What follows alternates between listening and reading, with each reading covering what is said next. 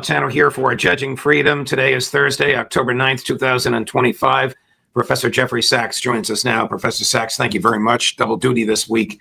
And I know it's late in the day where you are. Very much appreciated. Let's get right to this. What is your take on the Donald Trump, Steve Witkoff, Jared Kushner, Tony Blair Gaza plan? Well, apparently a ceasefire that could be a sustained ceasefire. And that is very good news. Maybe the fighting is going to stop. Israel has murdered 67,000 people since it attacked Gaza on October 8, following the Hamas attack on October 7, 2023. 67,000 people is a lot. It has starved hundreds of thousands of people as well, and many children dying just on a daily basis right now because of starvation. So maybe this will end with a ceasefire, an exchange of hostages held in Gaza by Hamas and other militia forces, and hostages held by Israel in much larger numbers. Hostages seized by Israel in Gaza and other Palestinians as well, maybe up to 2,000 will be released in this deal.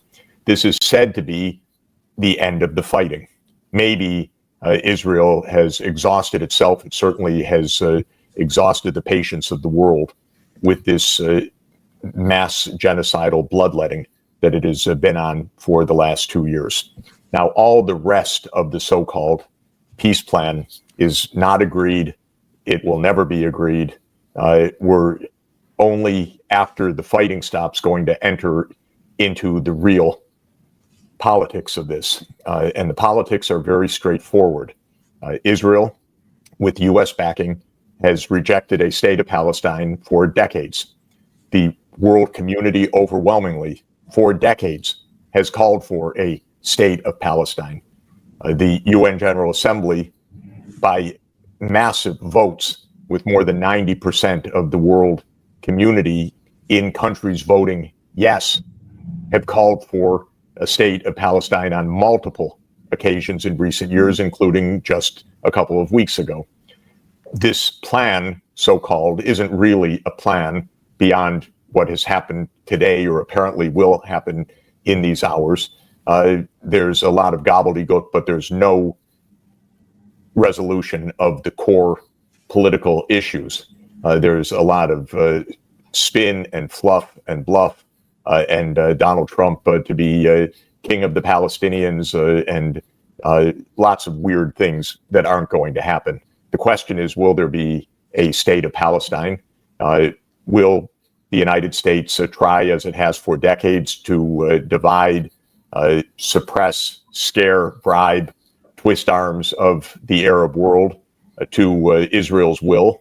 Or will the Arab world finally, after basically a century of abuse by the British and the Americans, starting at the end of World War I until today, will the Arab world finally stand up and say, enough is enough? We're not going to be bullied, bribed, twisted again with yet another defeat of basic political rights of the Palestinian people. So all of that is to come. Today, it appears maybe there's enough exhaustion, enough disgust, enough global pressure that Israel's genocide is ending today. At least we have to hope so.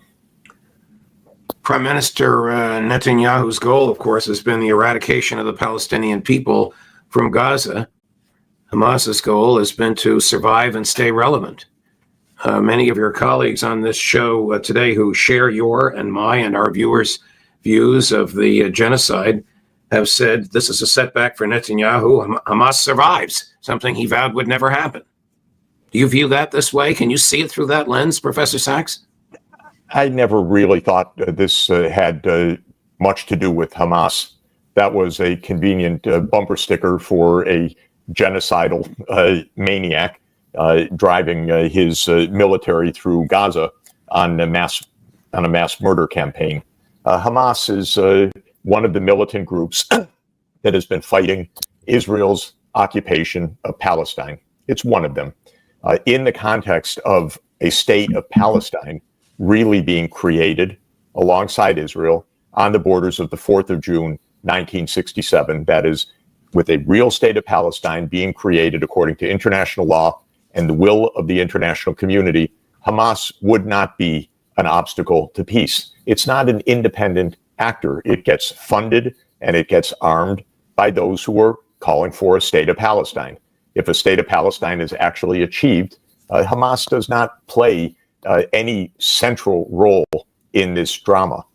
So I think all of this incessant focus on Hamas has been kind of a talisman or a way for Israel to talk itself into a flagrant, open genocide of the Palestinian people.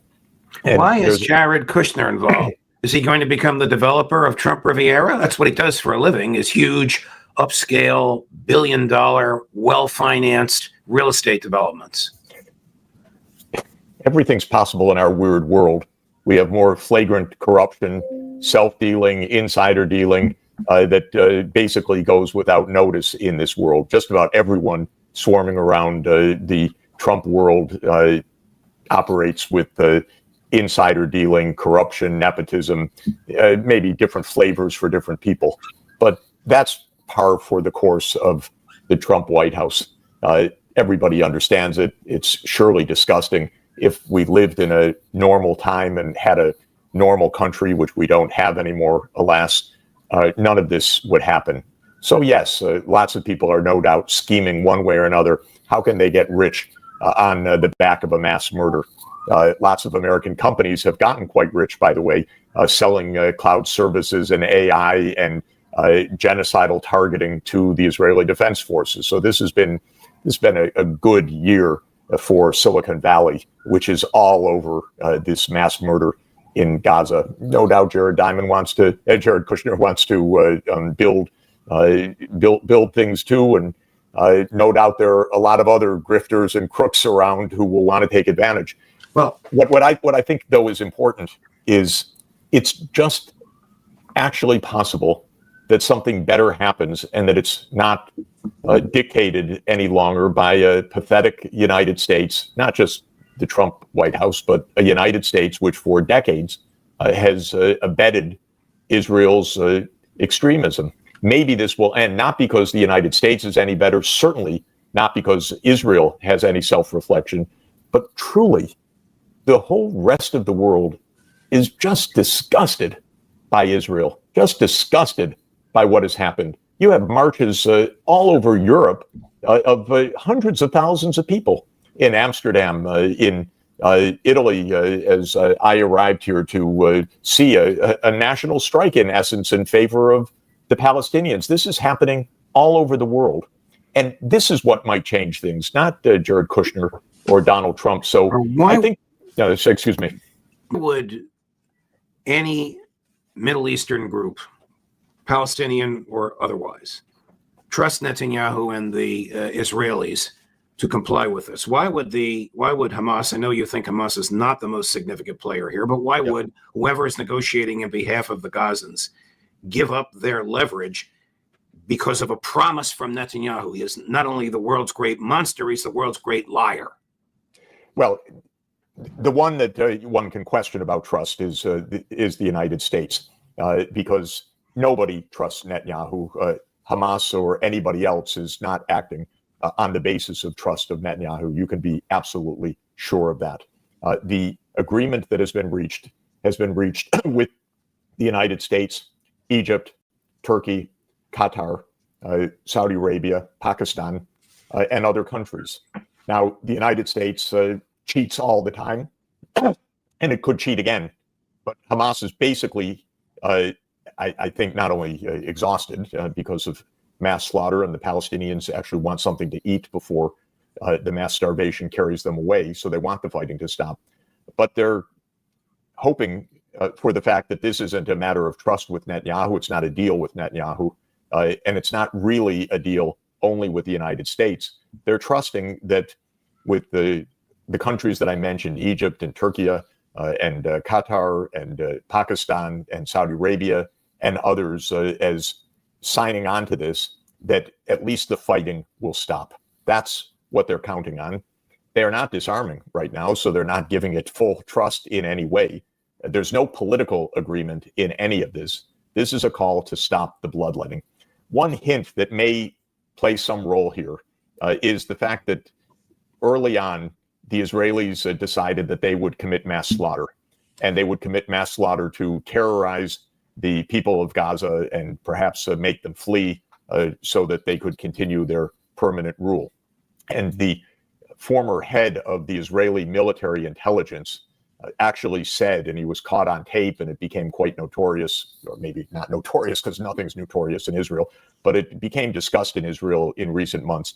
He said at the beginning that for every Israeli that died, 50 Palestinians should be killed. And according to standard counts, between 1,200 and 1,300 Israelis died one way or another from the October 7th attack. And if you multiply the 50-to-1 ratio, you reach a targeted death toll by these mass murderers of something around 64,000 deaths. Well, they reached that number in the last few weeks. So maybe they calculate that their mass bloodletting has been accomplished, and now there's no more purpose to continue bloodletting. It could actually be this, because this 50-to-1 ratio was widely discussed. And there's a certain primitiveness in the Israeli mentality, I have to say. There's a certain degree to which Israel acts like a 10th century BC theocratic state. And we know from the Old Testament that that state committed repeated genocides. And I think a lot of Israeli leaders think in that primitive way. And so this may be an explanation also. The bloodletting went on, the 50-to-1 ratio was reached, and so why not stop? And we don't really know why, because the thousands and tens of thousands of deaths had no purpose either. Right. This ceasefire could have been reached 2 years ago. Netanyahu actually said that Hamas as a fighting force was basically ended soon after the Israeli invasion of Gaza. So most of what has happened since then has been a sheer bloodletting. And it's vile, it's repulsive, it's genocidal, it's against international law. But maybe it was following a 50-to-1 formula, and they filled their quota of death. We are running a poll. Do you believe this plan, the ceasefire/peace plan, holds? Yes, no, undecided. You got a few more minutes to vote on before Professor Sachs and I part ways for the day. I'll give you the results of the poll. How has Israel suffered in the past 2 years? How is it different today, October 9th, 2025, than it was on October 6th, 2023? I think the tragic part for us and for Israel is a lot of Israeli society has really become deranged. The mindset and the mentality has been kind of bloodlust. So Netanyahu, in some ways, acted against public opinion because he did not pursue the release of the remaining Israeli hostages with any care. He was much more interested in genocide than he was in getting the hostages released. But there is, I'm sorry to say it, no evidence that in Israeli society there has been any widespread concern about the genocide itself. All of the rhetoric and the attention and the focus and the marches have been about, say, the 20 remaining Israeli hostages. Israel holds at least 2,000 Palestinian hostages. By the way, no one in Israel would care at all about this, but there's been almost no discussion in Israeli society about the mass killing of Palestinians. To me, this is the number one fact of the last couple of years. There's been not a moment that I have seen of Israel coming to grips with its murderous approach and the fact that it has become a despised nation in the world for understandable reasons. This is not understood at all. Of course, the costs of war, the dislocations, the hundreds of thousands of people from Israel who have left the country, who see no future there, those are very heavy costs. But for me, the societal costs of a country that cheered on a genocide and to this moment can't reflect honestly on it is tragic beyond measure for what it means for that society. I don't want to compare it with the actual suffering of the Palestinians, which is vastly greater. But for Israel, it's a kind of a destruction of Israel as a normal society. It will take years or decades to overcome this, and there's not even a start of that at this moment. Do you think that Netanyahu willingly accepted this deal? Do you think his cabinet will accept it? Do you think Smotrich and Gavir and the fanatic right-wingers will accept it? Well, I think, again, it's important to distinguish two very different things. One is a stopping of the fighting right now, the release of the hostages, emergency aid before there are tens or hundreds of thousands of people starving to death. I think that there's a reasonable chance that this can go into effect. Then there is the rest about the future. I think there's no chance that the rest can go into effect because the rest of this 20-point plan is a bunch of nonsense, actually. It's not a plan at all. It's not been agreed by anybody. There's only one way to have peace. And that if you want it right now, if you want peace, it is what the overwhelming majority of the international world, the international community has said, and the International Court of Justice and decades of international law, and that is a state of Palestine alongside a state of Israel. By the way, many people say, why should there ever be that? There should be one state because Israel, has proven itself incapable of being a civil society and so forth. All I would say is if people believe in that, perfectly understandable that people would have that view. I don't object to it in some principal way. I just don't think that it is at all what can bring peace. There are 8 million Israeli Jews right now. There are 8 million Palestinian Arabs. They each need their place to live and trust and living together. God help us, it should come, but it's going to take years or decades. But right now, we need peace, and we need Israel to end its slaughter and its repression of the Palestinian people.